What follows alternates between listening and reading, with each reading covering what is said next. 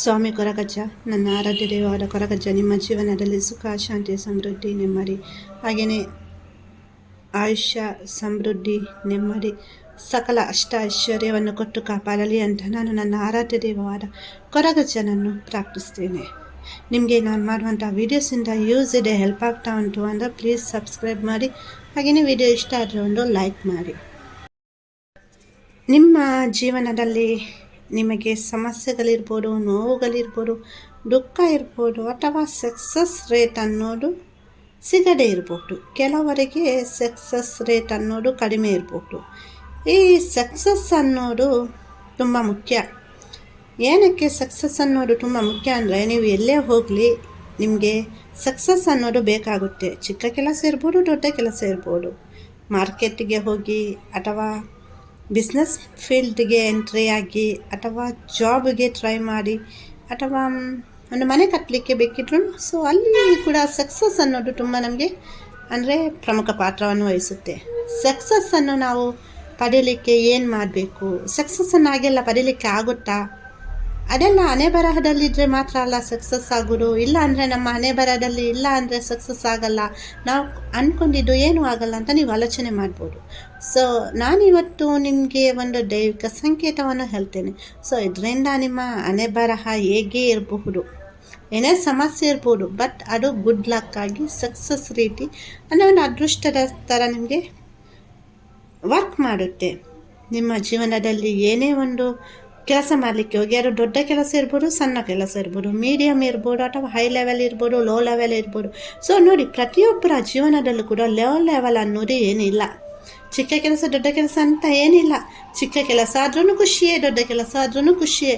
So ನಾವು ಏನು ಸಿಗುತ್ತೆ ಅದರಲ್ಲಿ ಖುಷಿಯಾಗಿ ಇರಬೇಕು. ಸೊ ಹಾಗಾಗಿ ಇಲ್ಲಿ ನೀವು ಚಿಕ್ಕ ಕೆಲಸಕ್ಕೂ ಇದನ್ನು ಅಪ್ಲೈ ಮಾಡ್ಬೋದು, ದೊಡ್ಡ ಕೆಲಸಕ್ಕೂ ಅಪ್ಲೈ ಮಾಡ್ಬೋದು. ಮುಖ್ಯವಾಗಿ ನೀವು ಇಲ್ಲಿ ಸಕ್ಸಸ್ ಆಗೋದು ಇಂಪಾರ್ಟೆಂಟ್. ಹಾಗೆಯೇ ನೀವು ಖುಷಿಯಾಗಿರೋದು ತುಂಬ ಮಹತ್ವಪೂರ್ಣವಾಗಿರುತ್ತೆ.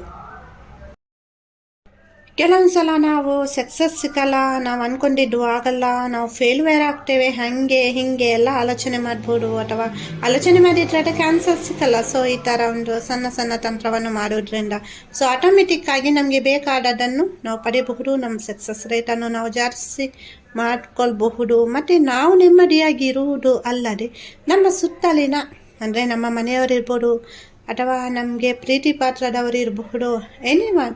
ಸೊ ನಾವು ಅವರನ್ನು ಕೂಡ ಸಂತೋಷದಿಂದ ನೋಡ್ಕೊಳ್ಬಹುದು.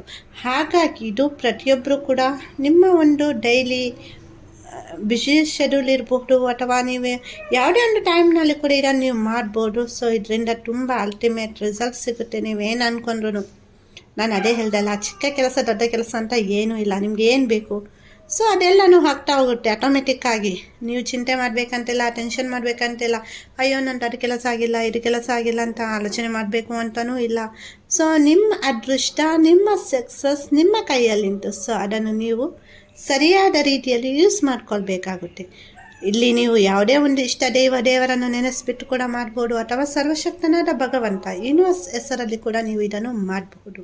ಇಲ್ಲಿ ಯಾವುದೇ ಒಂದು ನಿಯಮಗಳಿಲ್ಲ. ಸ್ನಾನ ಮಾಡಬೇಕು, ಇದನ್ನು ಜಪ ಮಾಡಬೇಕು, ಅಥವಾ ಪೂಜೆ ಮಾಡಿಬಿಟ್ಟು ಜಪ ಮಾಡಬೇಕು ಅನ್ನೋದು ಏನಿಲ್ಲ. ನಿಮಗೆ ಯಾವಾಗ ಮನಸ್ಸಿಗೆ ಬರುತ್ತೆ ಡೈಲಿ, ಸೊ ಆಟೋಮೆಟಿಕ್ ಆಗಿ ನೀವು ಇದನ್ನು ಹೇಳ್ತಾ ಹೋಗಿ. ಸೊ ನಿಮಗೆ ಜಪ ಮಾಡಲಿಕ್ಕೆ ಆಗಿಲ್ಲ, ಪರವಾಗಿಲ್ಲ, ನಾನು ನಿಮ್ಮ ಪರವಾಗಿ ಪ್ರಾರ್ಥನೆ ಮಾಡಿಬಿಟ್ಟು, ನಾನು ಜಪ ಮಾಡಿಬಿಟ್ಟು ವಿಡಿಯೋ ಮಾಡ್ತೇನೆ. ಸೊ ಅದನ್ನು ನೀವು ಡೈಲಿ ಕೇಳಿ. ನಿಮ್ಮ ಫ್ರೀ ಟೈಮ್ನಲ್ಲಿ ಎಲ್ಲಿಯಾದರೂ ಹೋಗ್ತಾ ಇರ್ತೀರಾ, ಬಸ್ಸಲ್ಲಿ ಇರ್ತೀರಾ, ಅಥವಾ ಸುಮ್ಮನೆ ಮನೆಯಲ್ಲಿ ವಾಕ್ ಮಾಡ್ತಾ ಇರ್ತೀರಾ, ಏನೋ ಒಂದು ಸಿಂಪ್ಲಿ ಕುತ್ಕೊಂಡಿದ್ದೀರಾ. ಸೊ ಜಸ್ಟ್ ಕೇಳಿ, ನಿಮಗೆ ಏನು ಕೆಲಸ ಆಗಬೇಕು ಜಸ್ಟ್ ಅದರ ಮೇಲೆ ಕಾನ್ಸಂಟ್ರೇಷನ್ ಮಾಡಿ.